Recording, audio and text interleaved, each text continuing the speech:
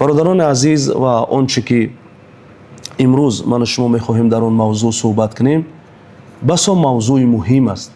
بسا موضوعی هست که یعنی برای نسل نو است، برای جوانان ما، برای دختران ما در آن رویه و مذهبی که هستند بسیار مهم هست. تقریبا 1000 سال زیادتر ملت تاجیک مسلمان و در مذهب امام اعظم هست. بنابراین یک تفسیره در مذهب حنفی یعنی مذهب امام اعظم در باره این شخصیت جلیل القدر صحبت میکنیم و اون دیدگاه ها را صحبت میکنیم که مردمی که در زمان امام اعظم زندگی میکردن نسبت این شخصیت چه گمان ها داشتن و چه فکر و چه مقام برای ایشان قائل بودن صحبت میکنیم. بعدا ما سوال ها را میگیریم و در پاسخ با شما هستیم. شما ببینید امام اعظم این لقب ایشان هست، ابو حنیفه کنیت ایشان هست و 80 هجری در کوفه یعنی در عراق امروزه به دنیا آمدگی هست و نعمان نامش و ابن ثابت پدرش ثابت نام دارد و بابایش مرزبان که این در زمان یعنی اصالت اینها از مردم فارس و تاجیک کابل افغانستان هستند و تمام تاریخ ها میگه من الخراسان فی کابل افغانستان، یعنی تمام تاریخ ها میگه اینا ارون سرزمینی که خراسان نام داشت و در شهر کابل از تاجیکان اونجا این اولاد این سلاله سرچشمه میگیرد. حتی که امام ابو حنیفه یعنی امام اعظم اون در کوفه به دنیا می آید در خاندان ثابت و بابایش ثابت را اولا میبرد پیش حضرت علی که در اون زمان حضرت علی زنده بودن، چون که تولد امام اعظم 80 هجری هست و 150 هجری از دنیا گذشتگی است و وفات حضرت علی در 40 هجری هست و اون بابایش ثابت را میبرد نزد اون و اون در باره ثابت یعنی پدر امام اعظم دعای خیر میکند و برای فرزندانش دعای خیر میکند. بسیاری بزرگان در تاریخ نوشتند که این دعای نشانه قبولیت دعای حضرت علی هست که فرزند ثابت را و به همین منزلت آورده رسانید.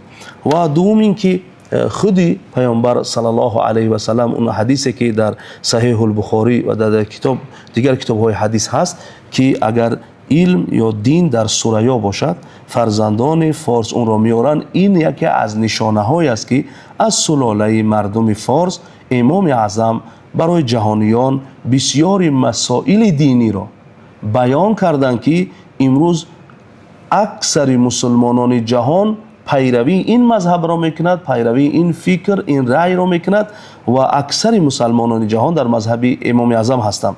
همچنانه که مثلا امروز تاجیکستان، ازبکستان و همه این دولت هایی که در اینجا هستند، ترکیه، پاکستان، مسلمانان هندوستان، یعنی همه این دولت ها اکثر مردمی که عرب هستند در اونجا هم مذهب حنفی یکی از مذاهب یعنی اولی در 4 مذهب مسلمانان شناخته می شود. و این شخصیت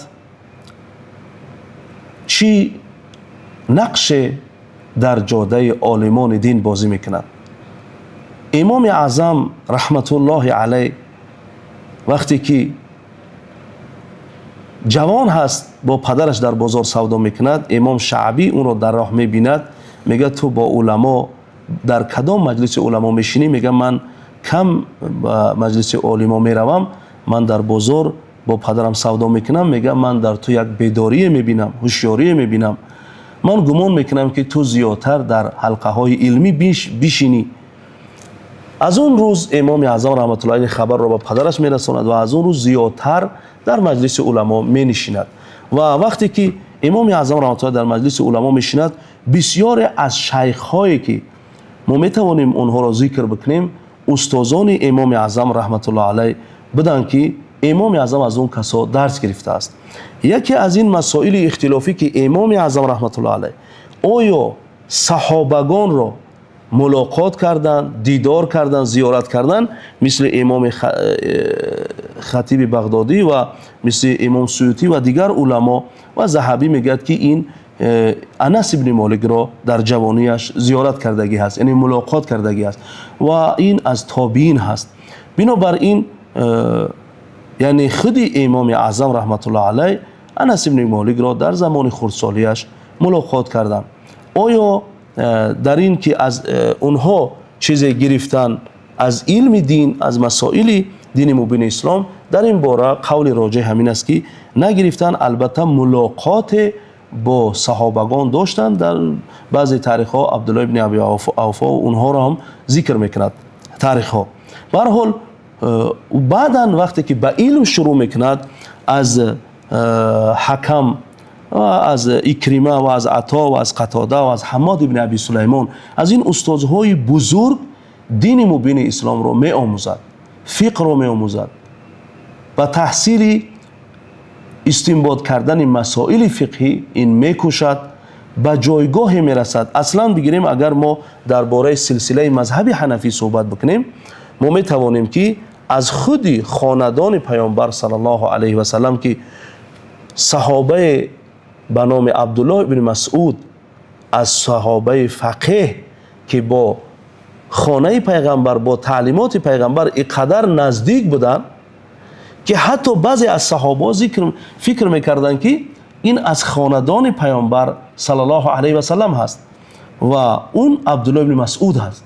عبدالله ابن مسعود در سال 20 هجری عمرو ابن عاص وقت والی کوفه می شود، حضرت عمر این را می فرستاد همچون معلم، همچون صاحب بیت المال، عبدالله ابن مسعود را به کوفه روان میکند. اون وقتی که در کوفه می آید مدرسه فقهی در اونجا تشکیل میکند، یعنی به درس و تدریس می پردازد. در اون مدرسه شاگرد جلیل القدر به نام علقمه تربیه میکند.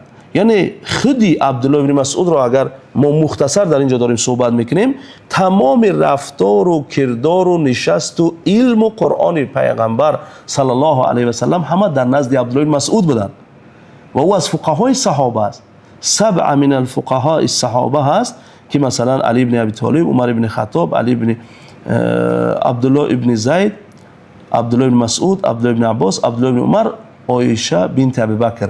این 7 فقیه یکی از آنها عبدالله ابن مسعود است و عبدالله ابن مسعود اون شخصیتی است که عبدالله ابن عباس درباره‌اش میگوید که اگر شما درباره قرآن ناسخ و منسوخش معلومات میخواهید بگیرید، از عبدالله ابن مسعود بپرسید، چون که آخران وقت رمضانی که بعد اون رسول اکرم وفات کردن 2 بار قرآن رو دور کردن. در اون زمان عبدالله بن مسعود همراهی میکردن پیامبر صلی الله علیه و سلم رو و پیامبر صلی الله علیه و سلم در صحیح بخاری هم میگوید استقرأ القرآن من 4.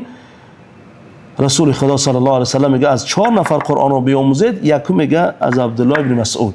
بنابراین این رأس است، یعنی سر هست، امام هست در علم پیامبر صلی الله علیه و سلم